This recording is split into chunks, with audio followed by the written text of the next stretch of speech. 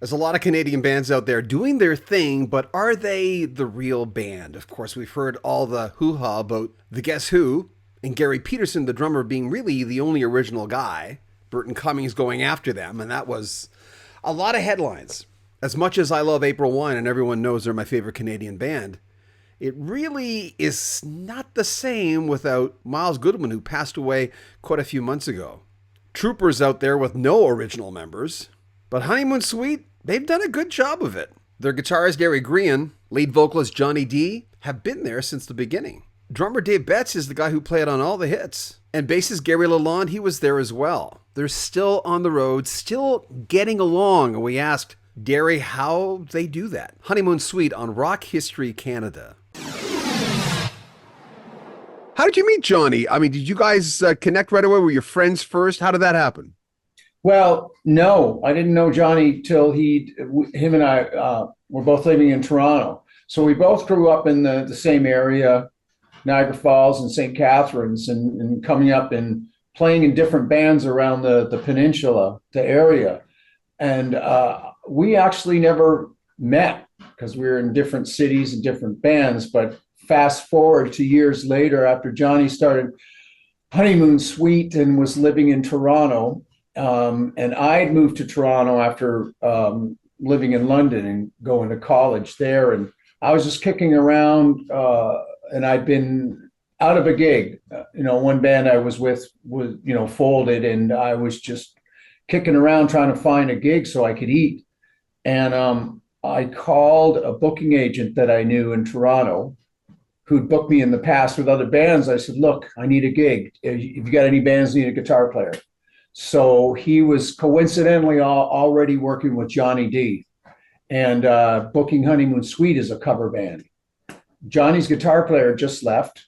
So he put the two of us together and we met, and things were good. I liked him, he liked me, and we got together, put the rest of the band together, started writing some songs, and that's what happened. I just talked to Lou Graham a little while ago, and I mean, it's sad to hear, it's like a relationship. It's like a romantic relationship. When it ends, it's not great. But a friendship relationship can be like that. And him and Mick Jones, not good. And I hear that a lot, more times than not. How did you guys maintain working together all these years? Because you're like, he's right there all the time. And I mean, I know you have breathing space and you're not with him all the time, but how have you guys made it work? Well, it's not just Johnny, it's Dave and Gary as well. Or, God, we, known each other 40 something years, and Peter as well. Because like you said, we're not together that much. We're not on these long bus tours, 2-3 months at a time where you can really get on people's nerves. But our lives have changed too. We're not kids anymore, single kids. We've got different lives now, which is a good thing. But I think we just still love what we do, and we haven't found anything better or more fun than just what we do together. The fact that the band's still popular and getting booked, so we don't take that for granted. So why not? People like us never really grow up anyways. I still have a 16-year-old brain when it comes to guitar and that. I that's just the way I feel. And Johnny, we're so different. We have our disagreements, but overall, we love to make music together, and we want to do something cool every time. When Roger Daltrey and Pete Townsend had said years ago, they went, we don't want to record new music. No one listens to it. It's too expensive, blah, blah, blah. And then they proceeded to record a new album and do what they do. But to me, and I know that is a different process now, but to me, when I like a band, I'm interested. I'm a music fan. I want to hear where the chapter, as they say, an album's a chapter in the life. I want to hear where they're at. What was the impetus for you guys recording this new album? Because it was time. And, I love writing, and we just love making music. I mean, we're a live band, we're an original band, so we just keep, for whatever reason, we come up with some songs that Johnny and I get excited about. And also, we don't do a record if it's just mediocre, crappy songs. We thought we had some good stuff on the go, and also the right situation has to present itself because it's expensive to do it on your own. And we fortunately hooked up with our producer Mike Crumpus, and there was a situation there where he was ready. He wanted to do an album with us because he just started a label. So it's a long story, but that situation was really good. We just, between me, Johnny, and Mike, from the get-go, from when we first started writing, it was there was no doubt. Let's push through and make a record. Why not? I want to hear my band and I want to hear what they sound like today, but I don't want my band not to sound like they did yesterday. They have to have a touch of that. This album hits all the points. I mean, you guys still can rock it. Who says you get old and you mellow out? This is like right off the bat, a live video in Niagara Falls. How appropriate going back. And I know you guys are from there. Tell me about that tune.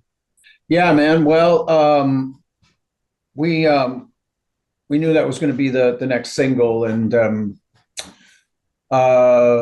they wanted a video. The label that we're with wanted a video. So it's been ages since we've done videos. So I kind of had to get my head around that and thinking of locations, maybe around Toronto or something. And then Johnny suggested, why don't we go back to Niagara Falls and just try something, as kind of full circle from the Burning in Love video, which we did ages ago.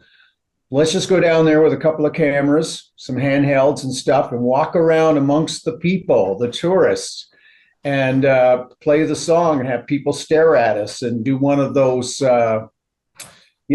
guerrilla video things. And it was a lot of fun. So it turned out great because it suited the song. And, Johnny, me from the Falls, and the music, and it was a nice sunny day. So I think it came out great.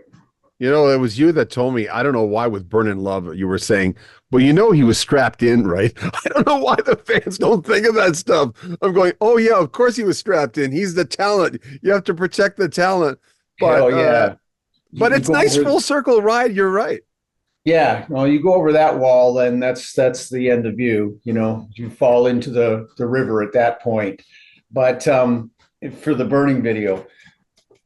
But it was really cool. It was just a couple cameras, a couple of guys and us, and let's shoot over there. I have an idea. Why don't I stand on this rock and you shoot from this way? We kind of all self-directed. It was kind of fun to do it that way. I think it came out great. When you started the band, you were not one of those like 19-year-old kids. You were already a man, but who was that guy? Who were you then? Like emotionally, how did that affect you?